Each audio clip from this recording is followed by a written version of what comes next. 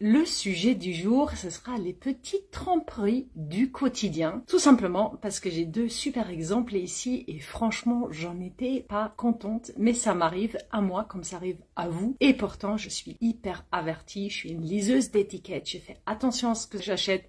La plupart des pièges, je les connais. Et pourtant, je me fais avoir un peu comme tout le monde. Parce que ce qui est écrit devant n'est pas forcément ce qui est écrit derrière. Et donc, ce qui est écrit devant n'est pas forcément ce qui est dedans. Donc, un premier exemple, acheté ce matin chez ce sont des myrtilles séchées. Déjà, c'est un truc qu'on n'arrive pas à trouver très souvent. D'habitude, ce genre de courses, je les fais au magasin bio. Là, je suis passée devant. C'est marqué très grande promotion. Je me suis dit, ah oui, allez hop, c'était juste devant la caisse. Je me suis dit, je vais le prendre, c'est bien.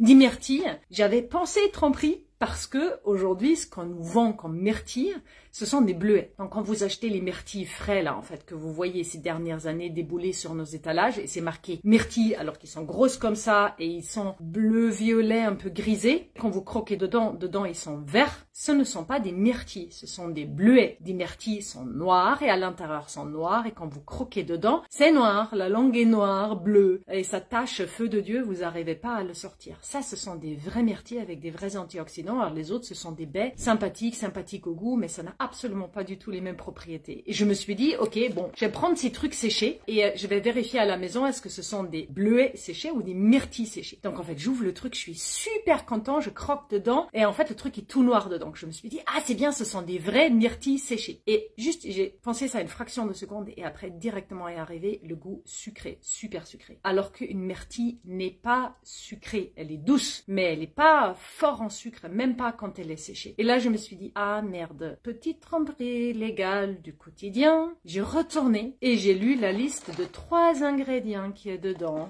Myrtilles séchées, sucre, huile de tournesol. Donc en fait, non, ce ne sont pas des myrtilles séchées, ce sont des myrtilles préparées. Et le comble, la quantité de sucre n'est pas marquée dessus. Donc en fait, je ne sais pas si c'est 3% de sucre ou 20% de sucre. Vous pouvez faire cette expérience-là aussi quand vous allez chez vous achetez des cranberries.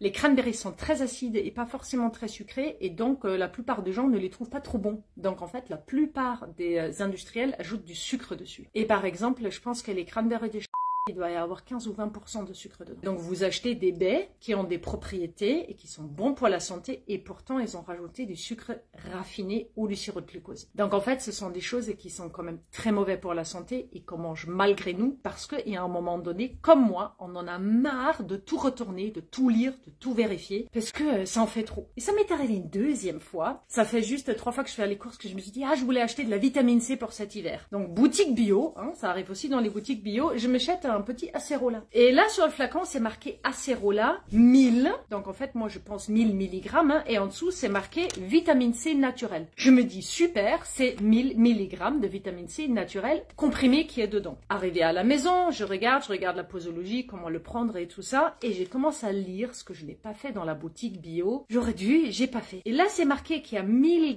mg d'acérola dedans, dont 220 g de vitamine C. Donc, quand je prends un ici, alors en pensant d'acheter 1000 mg de vitamine C par comprimé, j'achète 220 mg de vitamine C. Et en plus, dans chaque comprimé, il y a aussi du sucre, de la purée de fraises comme colorant, parce qu'il faut bien qu'ils aient une jolie couleur. Donc, en fait, il y a du sucre et du fructose dedans qui est contenu dans les fraises. Et du coup, je me retrouve avec une vitamine C qui est changée en sucre. Je ne la veux pas. Je ne vais pas la prendre. Je vais l'offrir à quelqu'un qui en veut bien. Parce que je n'ai pas envie de consommer des sucres alors que je veux de la vitamine C. Et c'est pareil, ça m'est arrivé avec ma maman qui avait mal à la gorge. Et on se dit, allez, on va à la pharmacie en face et on va te prendre un bonbon à la gorge. Et du coup, je demande un truc. Il me donne le dernier truc à la mode de je ne sais pas quoi. Elle m'a dit, ce sont des petits bonbons que vous pouvez sucer. Ça calme la douleur dans la gorge. Elle prend le paquet, elle me le retire. Elle me dit, ah non, non, j'ai encore un meilleur produit. Elle me donne quasiment exactement le même paquet, donc même marque. Elle m'a dit, celui-là, il a même un cœur coulant, fondant, qui après se pose comme un sirop sur la gorge. Et là, je me suis dit, oh, un truc coulant, c'est pas tout cool. La plupart du temps, c'est des sirops de glucose. Je prends le truc, je lis la liste des ingrédients. C'était que du sorbitol, du sirop de glucose. Et c'était que des merdes de sucre vendus dans une pharmacie alors qu'ils explosent l'indice glycémique. Ils font des radicaux libres. Ils nous rendent malades sous ces sucres-là. En plus, ce sont des sucres ultra transformés. Donc, ce n'est pas un médicament, c'est un poison, même s'il y a 2-3 petites pharmaceutiques qui se battent en duel pour nous guérir, alors qu'une citron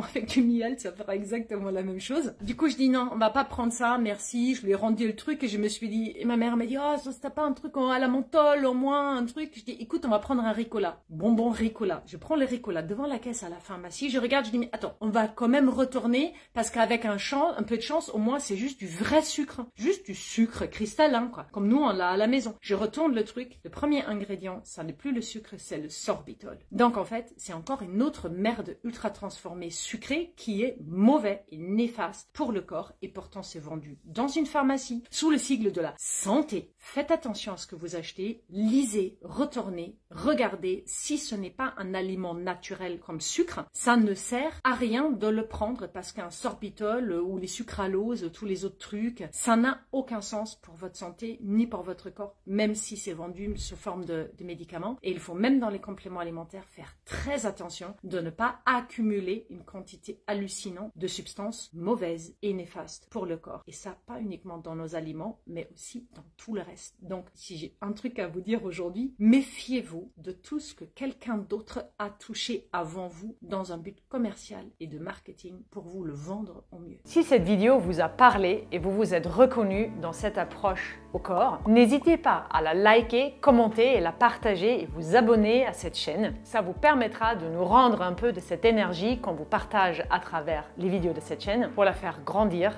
et la rendre utile au plus grand nombre. Et si vous avez envie d'aller plus loin dans cette approche au corps avec nos programmes d'accompagnement et nos formations, cliquez sur le lien qui est sous cette vidéo. Prenez soin de vous.